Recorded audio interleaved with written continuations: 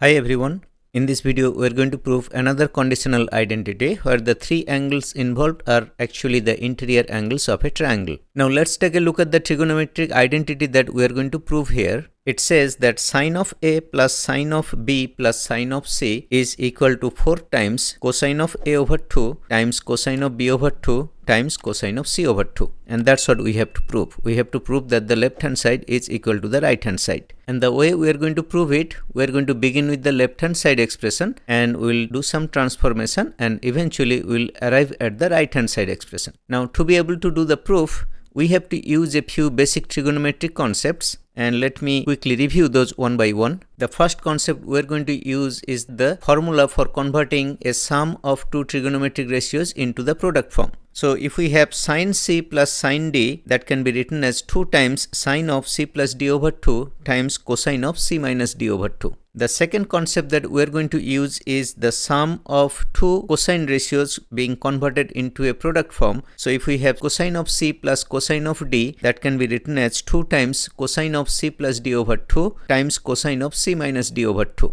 The third concept that we are going to use is the complementary ratio, where if we have sine of pi over 2 minus theta, that is equal to cosine of theta. And the fourth concept that we are going to use is that sine of theta can be written as 2 times sine of theta over 2 times cosine of theta over 2. Using these trigonometric concepts, we are going to do the proof. So let's get started with the proof. Here the left hand side is sine of A plus sine of B plus sine of C. Now if we convert the first two terms into the product form, can we write it like this? It will be 2 times sine of A plus B over 2 times cosine of A minus B over 2 plus the third term can be converted into this form. We can write it as 2 times sine of C over 2 times cosine of C over 2, and from here can we write it like this? It would be 2 times sine of A plus B over 2 can be written as pi minus C over 2 times cosine of A minus B over 2. I'm going to keep it as is, plus we have 2 times sine of A over 2 times cosine of C over 2.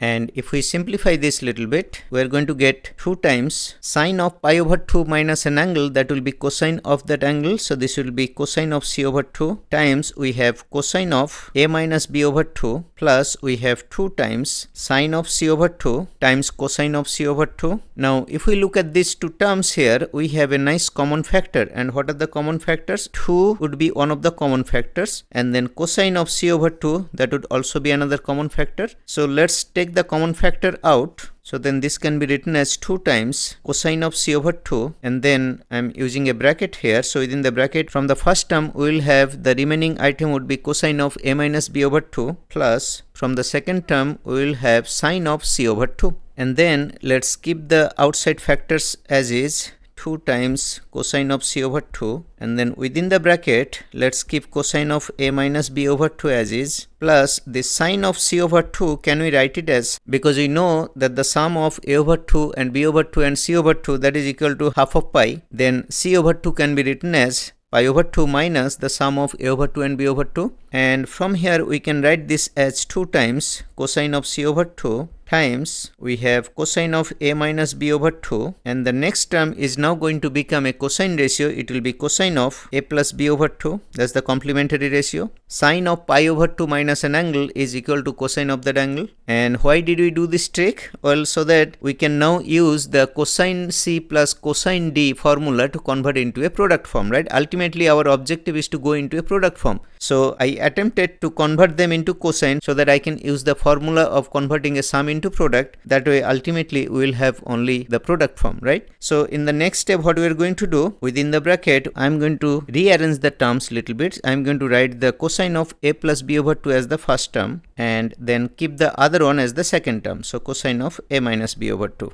And in the next step we are going to convert that into the product form. So it would be 2 times cosine of C over 2 times, now the quantity inside the bracket is going to convert into 2 times cosine of half of the sum of those two angles. So I would write it like this, cosine of half of the sum of those two angles times cosine of half of the difference of those two angles. If you remember, we have this one concept where we can say cosine of any angle plus cosine of another angle can be converted into 2 times cosine of half of sum of the angles times cosine of half of the difference of the angles. I am using the exact same formula here. So if we simplify this, we are going to have 4 times, because we have a 2 right here and another 2 right there. So we have 4 times cosine of c over 2, that's the first factor, and then times, and then you look at the next cosine ratio where we have half of a plus b over 2 plus a minus b over 2. Well, that is actually a over 2. So we can write it as cosine of a over 2